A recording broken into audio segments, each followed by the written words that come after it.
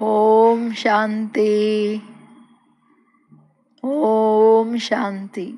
सभी ठीक है, खुश हो? सबका पुरुषार्थ अच्छा है ना? जब तक पुरुषार्थ फास्ट नहीं, बाबा खुश नहीं रहेंगे, क्योंकि अभी ये टाइम विशेष दिया है ना हम सबको, विशेष पुरुषार्थ करने के लिए। तो आज जो है ना बहुत रमणीक मुरली है। नंबरवार पूज्य पद क्यों है? 8 की पूजा 108 और 16,000 की पूजा प्रजापद की, ये सब वैरायटी जो पूजाएं होती है, किसी को अंदर उसके स्पेशल पूजा होती है अंदर रख करके, कोई कोई को बाहर बिठाते हैं, कोई कोई का मंदिर में 8-10 दिन के बाद खुलता है, कोई कोई का रोज और कर्म की पूजा होती है। ऐसे क्यों? और किसी किसी की मूर्ति बहुत सुंदर, किस किस का पता नहीं, आंखें कैसे, मुंह कैसा है। तो ऐसे सारा जो वैरायटी पूजा की विधियां है, बाबा कहते क्यों है, कारण क्या है? तो सभी सोचा है कभी? तो सुनिए, बहुत सुंदर है। आज बाप दादा हर आत्मा के पुरुषार्थ करने के कर्म की गति और पुरुषार्थ अनुसार राज्य पद व पूज्य पद की गति जो अति रमणीक और गुह्य है। सी रमणीकता के साथ क्या है? बाबा ने पूज्य पद जो है ना, रमणीकता के साथ गुह्य है। राज्य पद या पूज्य पद? राज्य पद के अनुसार पूज्य पद है ना। राज्य पद की प्राप्ति क्यों है? क्योंकि इतने श्रेष्ठ पुण्य कर्म किया है, जिस कारण उनकी जो पूजाएं हैं, उनकी जो सारी प्राप्तियां हैं अलग अलग होती हैं। तो इसलिए बाबा कहते हैं रमणीक और गुह्य। ये आज देख रहे हैं बाबा, ऊपर से बैठ के क्या देख रहे हैं? हम सब की रमणीक दृश्य, राज्य और पूज्य पद की। जैसे पुरुषार्थ में नंबरवार है, वैसे ही पद और पूज्य पद में नंबरवार है। जो नंबर 1 श्रेष्ठ पुरुषार्थी है, उन्हीं का राज्य पद और पूज्य पद अति श्रेष्ठ और गुह्य रहस्य भरा हुआ है। पूज्य तो सब बनते हैं, सुनिए किसका पूज्य अति गुह्य रहस्य। बाबा कहते हैं जो नंबर 1 श्रेष्ठ पुरुषार्थी आत्माएं हैं, नंबर 1 स्पेशल, तो जो बच्चे ऐसे पुरुषार्थी, उनके राज्य पद और पूज्य पद अति गुह्य है। रमणीक तो ही गुह्य है, श्रेष्ठ और गुह्य रहस्य भरा। क्यों? नंबर 1 पुरुषार्थी दूसरे पुरुषार्थी में क्या फर्क है? बाबा कहते हैं सभी तो पूज्य है, लेकिन पूजा में वैरायटी क्यों है? उसकी रूपरेखा अलग अलग क्यों है? सृष्टि के लिए सब पुरुषार्थी आत्माएं परम पूज्य है। अष्टरत्न है या 108 की माला है या 16,000 की माला है या 9 लाख प्रजापद वाले हैं, लेकिन सभी कोई न कोई रूप में पूज्य अवश्य बनते हैं। अब तक भी अनेक अनगिनत शालिग्राम बनाकर पूजा करते हैं। सुनिए, सतयुग की 9 लाख जो प्रजा है ना, वो भी स्पेशल है। तो नंबर 1 जो 8 रत्न है, फिर 108, 16,000, फिर जो है 9 लाख प्रजापद वाले हैं अलग अलग। इन सब की पूजा की सृष्टि के हिसाब से सभी परम पूज्य, लेकिन पूजा की रूपरेखा और जो नंबरवार बातें हैं ये अलग अलग है। बाबा कहते हैं कारण क्या है? ये तो गुह्य बात है ना, जो समझने लायक है, ये गुह्यता। अब तक भी अनेक अनगिनत शालिग्राम बनाकर पूजा करते हैं। शालिग्राम के रूप में तो सबकी पूजा होती है, अनेक शालिग्राम बना के करते हैं, लेकिन अनेक शालिग्राम रूप की पूजा और विशेष इष्ट देव के मंदिर रूप की पूजा, उसमें अंतर देखो कितना होता है। उनको जानते हो ना, अच्छी तरह से जानते हो ना। शालिग्राम रूप में अनेकों की पूजा होती है और अष्ट देव के रूप में नामी ग्रामी कोई कोई आत्मा की पूजा होती है। एक एक लाइन बहुत रहस्य भरा, गुह्य भरा, बहुत वंडरफुल बातें क्या है इसमें, बहुत केयरफुल रहना है। कारण ये है कि बाबा कहते एक तो शालिग्राम के रूप में पूजा, दूसरा शालिग्राम रूप में भी पूजा और विशेष इष्ट देव के दो रूप की पूजा है ना, और उस पूजा में अंतर भी बहुत है।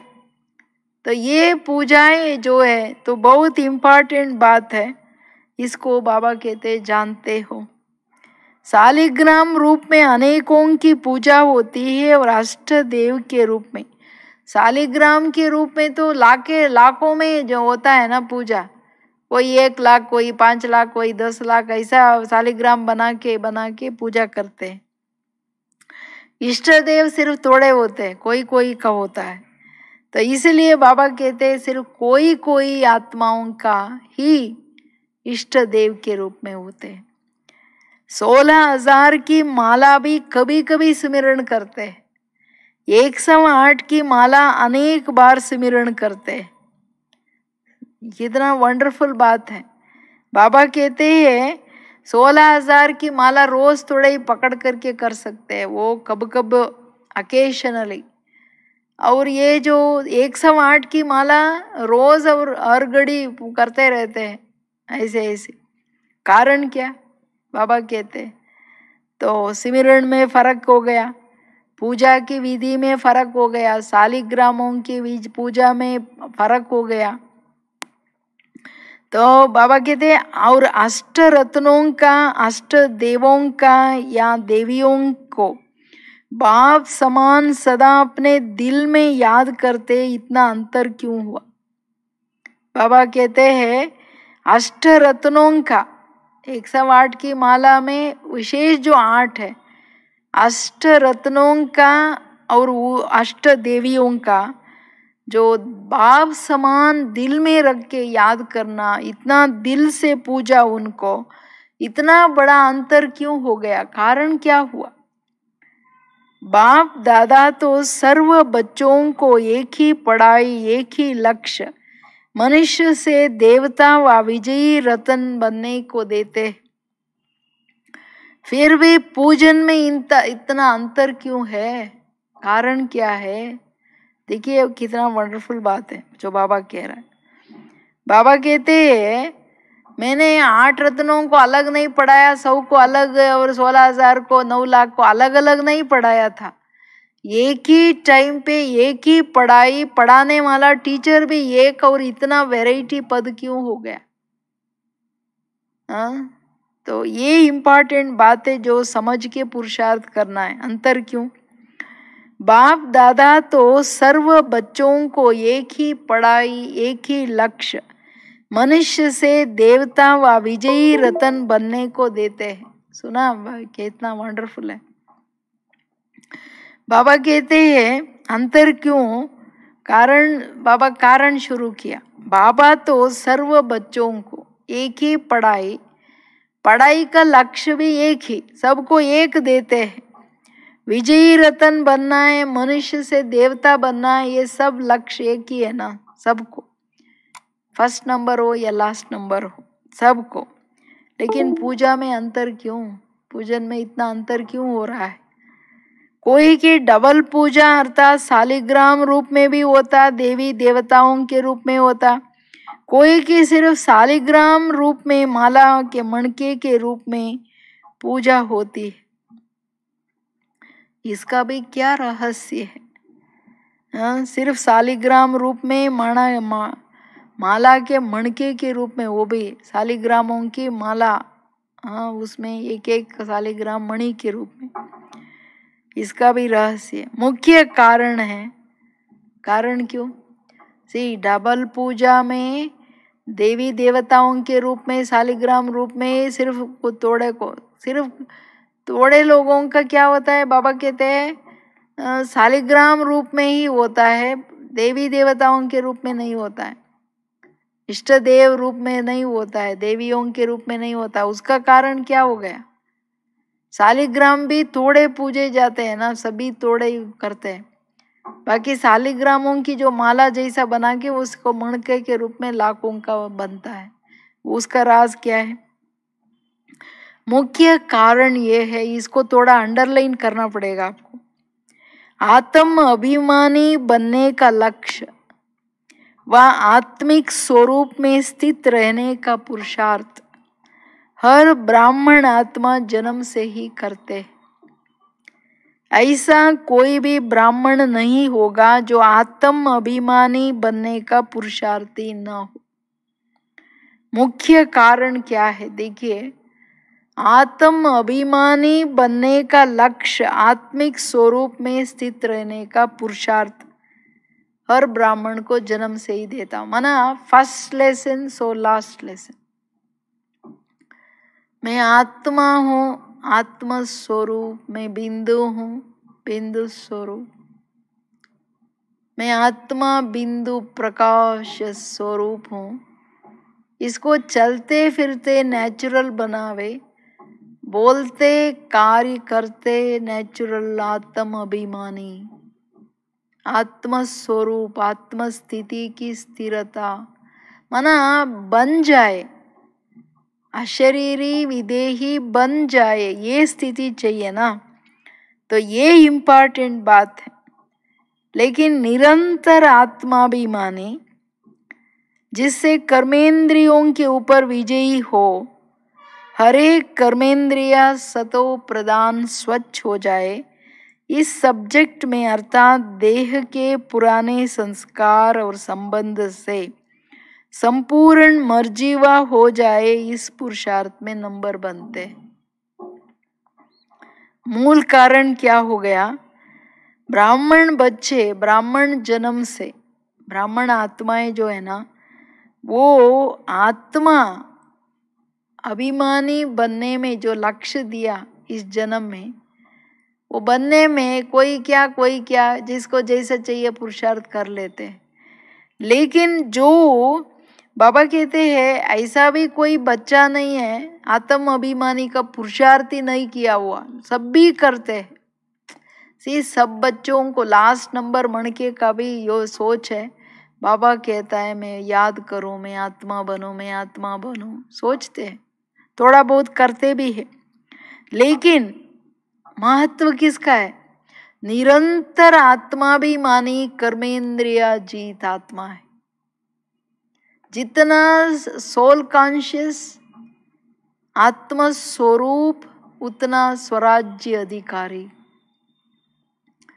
कर्मेंद्रिय अपने वश में आ जाता है, क्योंकि आत्म स्वरूप बनना माना याद है, बाबा की याद है, ज्ञान स्मृति में क्या करना क्या न करना, कैसे करना, ये समझ काम करेगा आत्माभिमानी स्थिति में। तो हर एक कर्मेंद्रिया याद के कारण स्वच्छ हो जाए, हर कर्मेंद्रियों की शुद्धिकरण माना कर्मेंद्रियों की प्रवृत्ति। अभी हम ब्राह्मण बदल रहे हैं ना, कंप्लीट बदलाव चाहिए।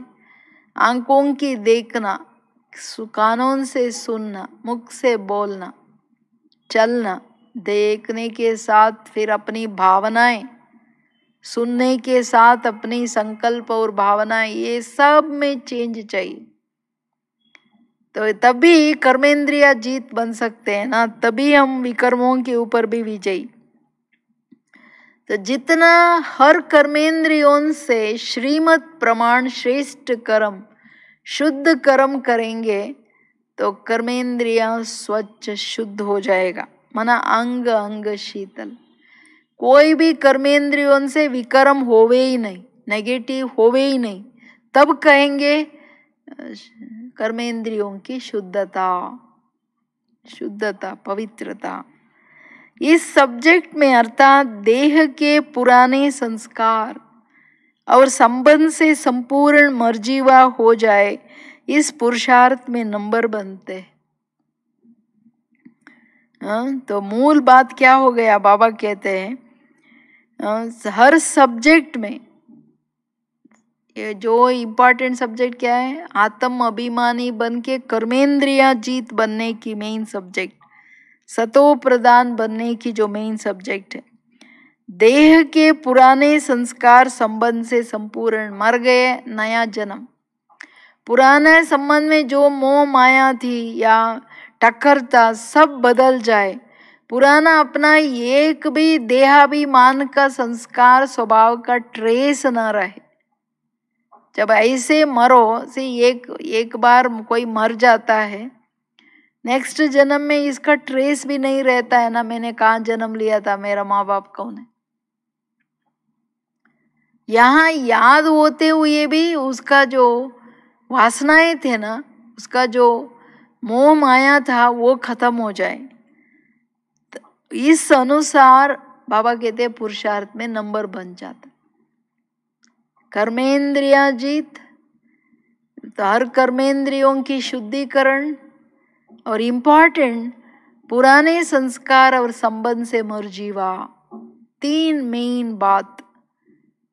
निरंतर आत्म अभिमानी आत्म स्वरूप में रहने से ये परिणाम, तीन परिणाम, फिर इसका अनुसार नंबर बनता है। ठीक है, ये मेन बात ही है ना। देह से न्यारा मैं आत्मा बिंदु हूँ, मैं प्रकाश स्वरूप। जब ये हम नहीं बनते हैं ना, फिर सारा गड़बड़ वहां से चालू होता है। कोई पुरुषार्थी की कर्मेंद्रियों पर विजयी हो जाती है, अर्थात कर्मेंद्रियां जीत बन जाते हैं। कोई कोई के आंखें धोखा देते, फिर मुख किसी का कैसे कैसे धोखे में आते हैं। एक कर्मेंद्रिय, किसी का आंख है, किसी का मुख द्वारा अनेक रस लेने के धोखे। इसी प्रकार कोई न कोई कर्मेंद्रिय के धोखे में आ जाते, अर्थात संपूर्ण निर्विकारी सर्व इंद्रिया जीत नहीं बन जाते। इस कारण ऐसे कर्मेंद्रियों पर हार खाने वाले कमजोर पुरुषार्थियों की ऊंचे ते ऊंचे बाप के बच्चे बनने के कारण, ऊंच बाप के संग के कारण, पढ़ाई और पालना के कारण, विश्व के अंदर श्रेष्ठ आत्माएं होने के कारण आत्मा अर्थात शालिग्राम के रूप में पूजे जाते हैं। लेकिन सर्व कर्मेंद्रिया जीत न होने के कारण साकार रूप में देवी देवता के रूप में पूजा नहीं होते। कितना गहरा राज है ये, देखिए, पूज्यपन की गुह्य रहस्य। बाबा कहते हैं सिर्फ थोड़ी बहुत एक भी कर्मेंद्रियों का धोखा रह गए, समझो आंख धोखा दे रहे, कान को जीता, मुख को जीता, बोलने को जीता, चलने को जीता, हाथ से कर्म भी ठीक कर रहे हैं, एक भी इंद्रिय के धोखे में रह गए, उस आत्मा को कर्मेंद्रिया जीत राजा नहीं कह सकते। कर्मेंद्रिया जीत नहीं तो संपूर्ण निर्विकारी की लिस्ट में नहीं। कर्मेंद्रियों के पीछे कोई न विकार है ना, कोई कमी है ना। तो जब संपूर्ण निर्विकारी रूप का नहीं है, कर्मेंद्रियों के अधीनता रह गई एक भी, बाबा कहते हैं उस आत्मा की सिर्फ शालिग्राम के रूप में पूजा होती है, देवी देवता के रूप में नहीं। क्योंकि आज एक रह गया, कल दो भी आ सकता है ना, तीन भी हो सकता है। माया किसी न किसी रूप में धोखा दे देंगी। तो इसलिए ऐसी आत्मा जो कर्मेंद्रिया जीत नहीं बने, लेकिन शालिग्राम में के रूप में पूजा क्यों हुई, वो भी बाबा कहते हैं सृष्टि के आगे ये ऊंचे बाप के ऊंचे बच्चे। ऊंचे बाप के बच्चे के होने के कारण बाप का ऊंचा संग का कारण पढ़ाई और पालना, भगवान की पढ़ाई पढ़े, पालना किया, अच्छी नियमों की पालना किया ना, तो ऐसे आत्माएं विश्व के अंदर सर्वश्रेष्ठ है, पूज्यनीय भी है। लेकिन एक पूजा सिर्फ शालिग्राम के रूप में पूजा, देवी देवताओं के रूप में नहीं। कितना बड़ी गुह्य सब्जेक्ट हो गया। आंखों से आत्मा को हम कितना देखते हैं, कानों से ज्ञान के सिवाय दूसरा कुछ नहीं सुनना, मुख से बाबा की महावाक्य सुख देने वाले बोल के बिगैर दूसरा कुछ नहीं बोलना है, कुछ भी नहीं करना है। ये इम्पोर्टेंट बात है। तो जब तक ये नहीं तो कुछ भी नहीं हो सकता है। तो इसलिए बाबा कहते हैं शालिग्राम के रूप में जो पूजा कर, लेकिन कर्मेंद्रिया जीत नहीं बने तो नुकसान कितना हो गया। संपूर्ण पवित्र न बनने के कारण संपूर्ण निर्विकारी महिमा योग्य देवी या देवता रूप की पूजा नहीं होती। इंपॉर्टेंट क्या हो गया, संपूर्ण पवित्र न बनने के कारण संपूर्ण निर्विकारी महिमा योग्य देवी देवता की पूजा नहीं होगा। संपूर्ण पवित्रता के आधार से ही पूजा है, इंपॉर्टेंट बात। सब देवी देवता के रूप में जो पूजा होना चाहिए ना, वो संपूर्ण पवित्रता, उसमें रह गए तो सिर्फ शालिग्राम है। हाँ, तो ये इम्पॉर्टेंट महिमा योग्य शालिग्राम की बहुत महिमा नहीं होती है। देवी देवताओं का ही महिमा, पूजा, कीर्तन, कथा सब कुछ देवताओं का होता है।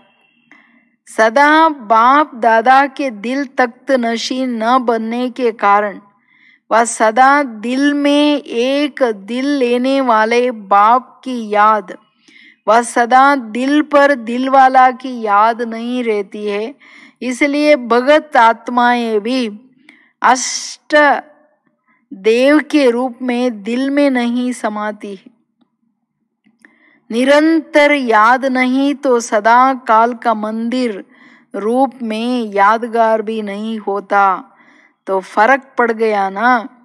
फिर आपको सोचना पड़ेगा इन बातों पर। बाबा कहते हैं संपूर्ण पवित्र ना होने के कारण, संपूर्ण निर्विकारी ना होने के कारण महिमा योग्य देवी देवता के रूप में पूजा नहीं होंगे। संपूर्ण पवित्रता माना संपूर्ण निर्विकारी। और दूसरा रीजन क्या हो गया, सदा दिल में दिल लेने वाले बाप दादा के दिल तख्त नशीन ना बनने के कारण, अपने दिल में बाबा को रखा नहीं ना, दिल लेने वाला मेरा बाबा है, उसको अपना दिल में नहीं रखा तो दिल से याद नहीं किया तो उसके दिल में भी नहीं चढ़ेंगे। उसकी श्रीमत पर दिन रात बाबा के अनुसार रहेंगे तो ही होगा, नहीं तो कुछ भी होने वाला नहीं है। तो इम्पॉर्टेंट बात है ना। तो ये बाबा कहते हैं दिल वाला बाप याद नहीं रखा, निरंतर याद नहीं किया। भगत आत्माएं भी अष्ट देव को इष्ट देव के रूप में करते हैं ना। 8 रत्नों की जो वैल्यू है वो आंखों पे रखते, दिल पर रखते हैं।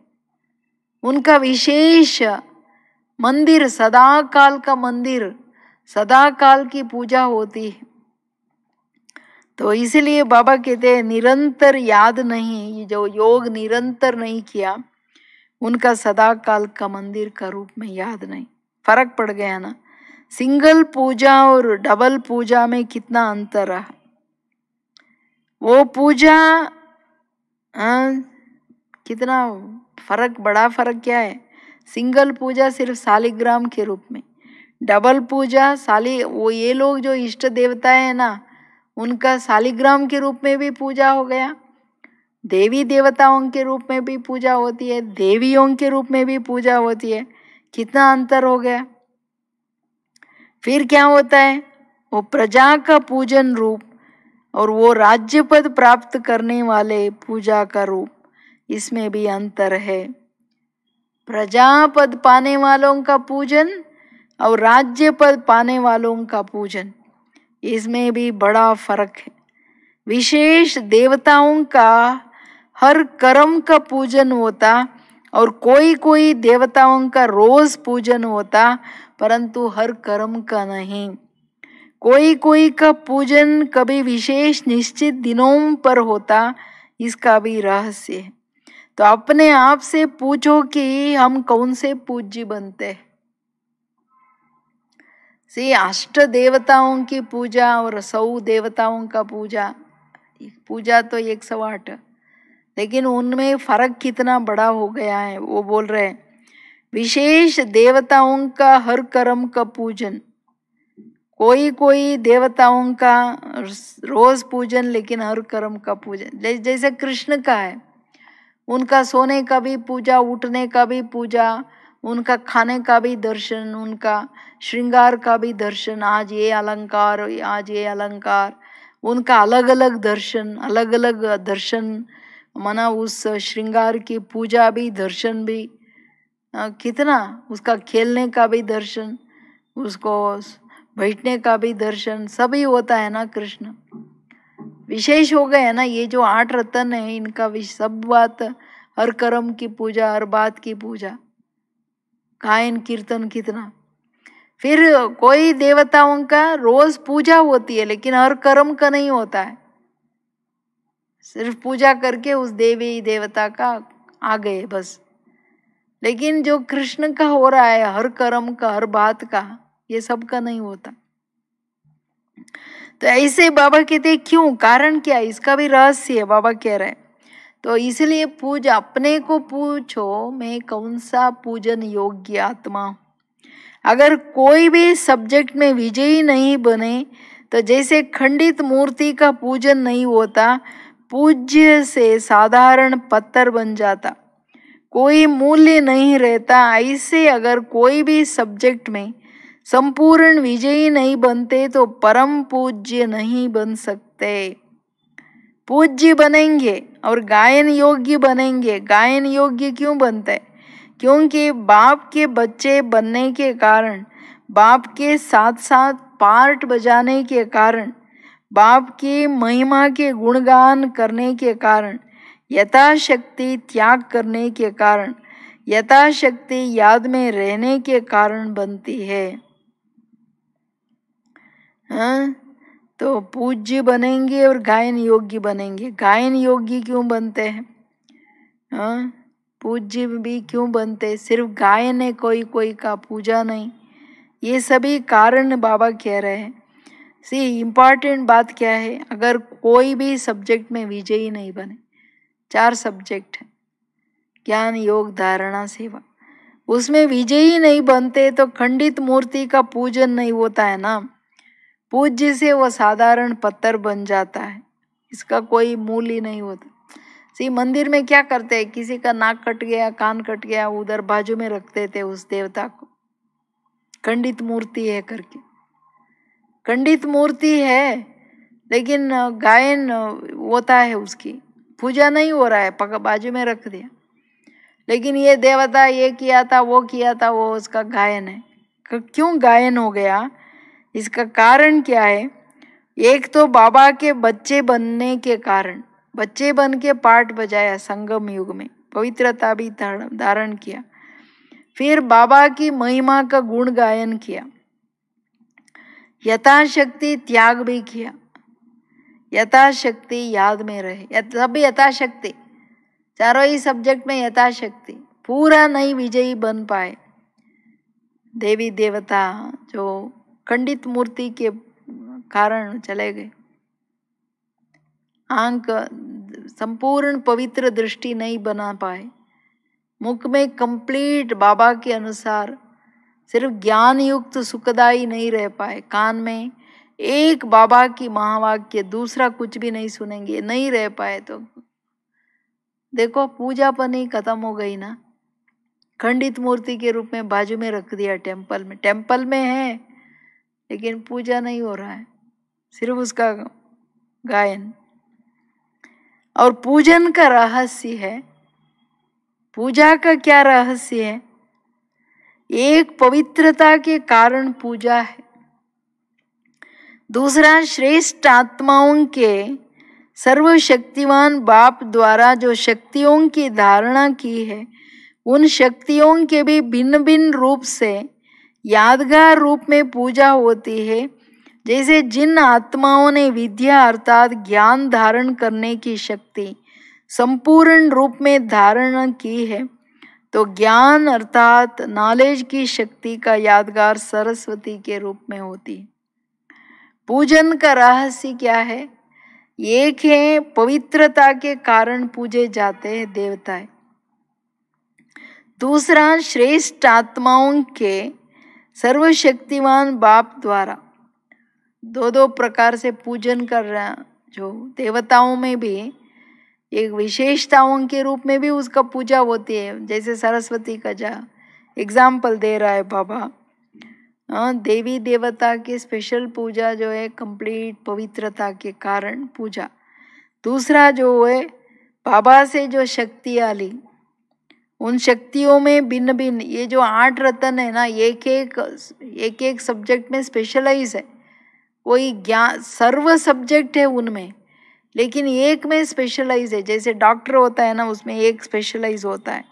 ऐसे बाबा कहते हैं एमडी, कोई आंख का डॉक्टर, कोई कान का, कोई हार्ट का डॉक्टर होता है ना, अलग अलग। ऐसे सब होते हुए एक सब में फुल है, लेकिन एक में स्पेशल है। ये 8 रत्नों का स्पेशलिटी है। जैसे विद्या देवी है ज्ञान धारण करने की स्पेशल शक्ति, मम्मा तो सरस्वती के रूप में हो रहा है क्या। तो दूसरा संहार करने की शक्ति का यादगार दुर्गा के रूप में। कोई ने स्पेशली पुराना संस्कार, आसुरी संस्कारों को रहने नहीं दिया, खत्म कर दिया, उसको विशेष दुर्गा के रूप। ज्ञान धन को देने वाली महादानी, सर्व खजानों के धन को देने वाली लक्ष्मी के रूप में पूजे जाते। सदैव धन देवता लक्ष्मी कहते हैं ना। एक तो ज्ञान धन, दूसरा सर्व खजाने भी धन है ना, उसको देते ही रहना है। गुण भी धन है, शक्तियाँ भी धन है, ज्ञान भी धन है, सब देते जाना। ऐसे को लक्ष्मी के रूप में पूजा। और निरंतर देने वाले, देख लीजिए, टाइम मिले तो देंगे, चांस मिले तो देंगे, ऐसा मिले तो करेंगे, ऐसे का नहीं होगा। हर विघ्न पर विजय प्राप्त करने का यादगार विघ्न विनाशक के रूप में पूजा होती। विघ्नों पर विजय गणेश है ना, तो इसको विघ्न विनाशक के रूप में पूजा। माया जीत अर्थात माया के विकराल रूप को भी सहज और सरल बनाने की शक्ति का पूजन महावीर के रूप में होता है। माया जीत अर्थात माया के विकराल रूप को सहज सरल रीति से पार कर दिया, तो उसको महावीर। कितना भी बड़ा बड़ा पहाड़ आया ना, उसके आगे पार कर दिया, जंप कर दिया। ऐसे को जंप कर दिया माना सदा उड़ते रहे, उड़ती कला, तभी महावीर हनुमान के रूप में होता है ना। तो श्रेष्ठ आत्माओं की हर शक्ति और श्रेष्ठ कर्म का पूजन होता। शक्तियों का पूजन हर देवी देवता की पूजा के रूप में दिखाया हुआ है। तो ऐसे पूज्य जिन्हों के हर श्रेष्ठ कर्म और शक्तियों का पूजन है, उसको कहा जाता है परम पूज्य। तो सदा अपने को संपूर्ण बनाओ। चेक करो कि खंडित मूर्ति हूं या पूज्य मूर्ति हूं।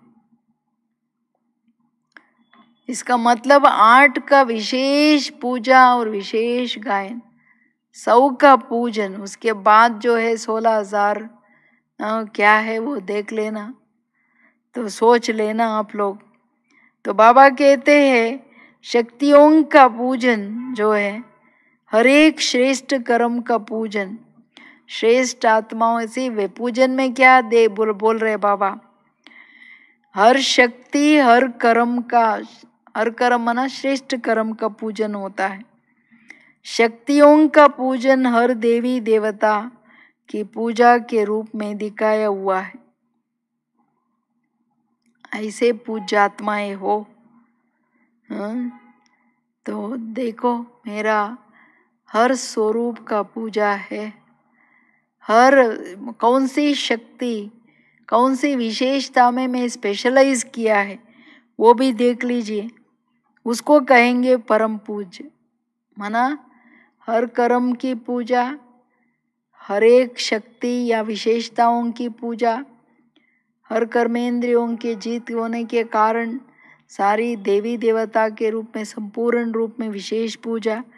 तो चेक करो मैं कौन हूँ, परम पूज्य हूँ या सिर्फ पूज्य हूँ या खंडित मूर्ति हूँ, कौन हूँ ये पूछना है। गायन है संपूर्ण निर्विकारी, 16 कला संपन्न। सिर्फ निर्विकारी बने हो या संपूर्ण निर्विकारी बने हो, अखंड योग है या खंडन होता है, अचल है या हलचल है, बाप क्या चाहते हैं। हर आत्मा बाप समान संपूर्ण बने। क्या बोल दिया सारा पूजा की राज। संपूर्ण निर्विकारी, 16 कला संपन्न मना कंप्लीट सतो प्रदान पवित्र कर्मातीतात, संपूर्ण और संपन्न। हर महिमा में संपूर्ण और संपन्न है, सर्वगुण संपन्न है ना। तो बाबा कहते अभी चेक करो, सिर्फ हम निर्विकारी बने लेकिन संपूर्ण निर्विकारी नहीं, ऐसा तो नहीं है। तो फिर अखंड योग है या योग टूटता है। अखंड योगी आत्मा ही 16 कला संपूर्ण बन सकता है, खंडन होने वाले नहीं, खंडित मूर्ति हो जाएंगे ना। तो सदा स्थिति हलचल है या थोड़ा बहुत हलचल में, लेकिन बाबा कहते हैं मैं क्या चाहता हूँ, मैं यही चाहता हूँ मेरा हर बच्चा बाप समान संपूर्ण बन जाए। हर बच्चा संपन्न संपूर्ण बाप समान रहे। और बच्चे भी चाहते तो सब है, लेकिन करते कोई कोई है, इसलिए नंबर बन जाता।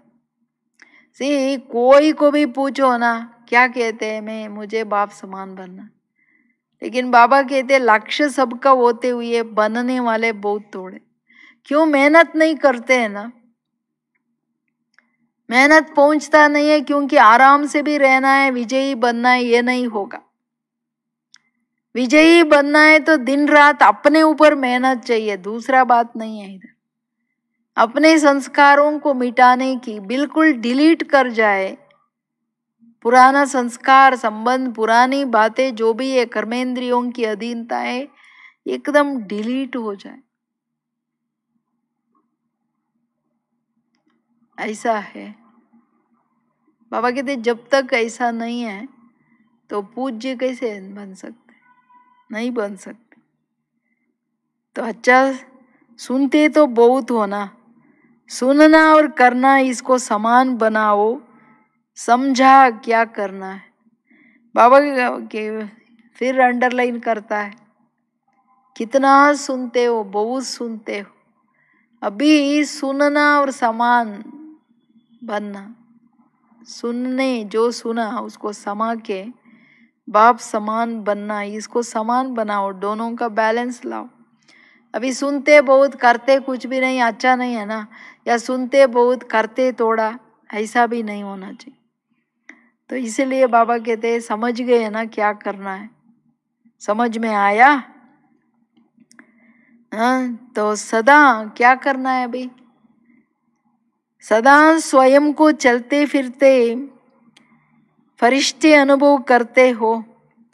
फरिश्ता अर्थात जिसका देह के या देह के दुनिया से व देह के पदार्थों के आकर्षण से कोई रिश्ता नहीं, सदा बाप की सेवा, बाप की याद और सेवा, इसी में रहने वाले, सदा बाप और सेवा यही लगन लगती है। सिवाय बाप और सेवा के और क्या है जहाँ बुद्धि जाए, ट्रस्टी होना। ट्रस्टी अर्थात सदा न्यारा, न्यारा रहने वाला ही ट्रस्टी है। हाँ, तो कर्मेंद्रियों से भी ट्रस्टीशिप चाहिए, जैसे चाहिए वैसे मैं चाहता हूँ ऐसा ही करूँ, ऐसा नहीं। ट्रस्टी के लिए सिर्फ एक काम है, याद और सेवा। अगर कर्मणा भी करते हो तो भी सेवा के निमित्त। गृहस्थी स्वार्थ के निमित्त करता है और ट्रस्टी सेवार्थ। बहुत इंपॉर्टेंट बात क्या है, ट्रस्टी अर्थात सदा न्यारा तभी आएगा जब बाबा की याद निरंतर, तभी उड़ते रहेंगे ना। डबल 8 बाबा के ऊपर जिसको अटल विश्वास, अखंड याद, अखंड योग जिसका है, इसमें देह दुनिया पदार्थ संबंध सब रिश्ता खत्म, ऐसे आत्मा ही परम पूज्य बन सकता है ना, दूसरा थोड़ा ही बनेंगे, कोई नहीं बन सकता। इसलिए हमें बहुत केयरफुल रहना है, ठीक है। अच्छा, ऐसे परम पूज्य सदा एक बाप को साथ रखने वाले, हर कदम श्रेष्ठ मन के आधार पर चलने वाले, ऐसे सृष्टि के आधार मूर्त विश्व परिवर्तक आत्माओं को बाप दादा का याद प्यार और नमस्ते नमस्ते नमस्ते। हम सब बच्चों की भी याद प्यार और नमस्ते।